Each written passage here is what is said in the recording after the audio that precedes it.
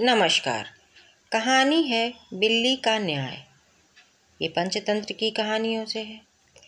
एक जंगल में विशाल वृक्ष के तने में एक खोल के अंदर कपिंजल नाम का तीतर रहता था।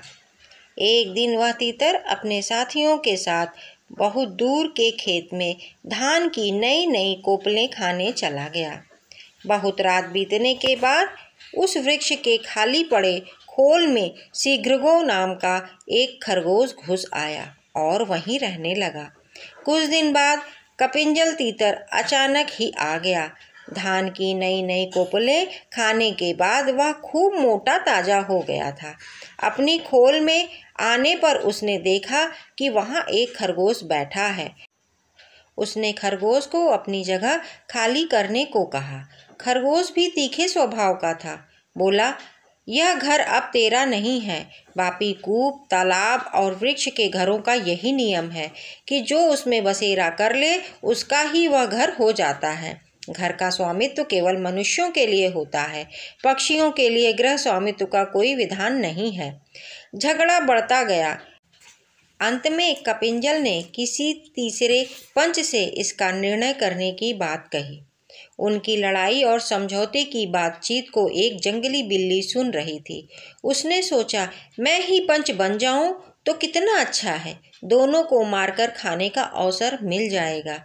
यह सोच हाथ में माला लेकर सूर्य की ओर मुख करके नदी के किनारे कुशासन बिछाकर वह आंखें मूंदे बैठ गई और धर्म का उपदेश करने लगे।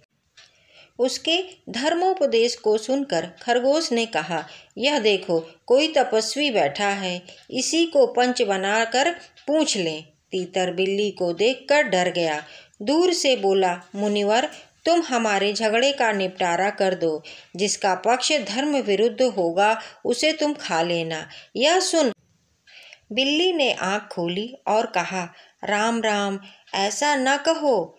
मैंने हिंसा का नरकीय मार्ग छोड़ दिया है। अंत में धर्म विरोधी पक्ष की भी हिंसा नहीं करूँगी। हाँ, तुम्हारा निर्णय करना मुझे स्वीकार है, किंतु मैं वृद्ध हूँ, दूर से तुम्हारी बात नहीं सुन सकती।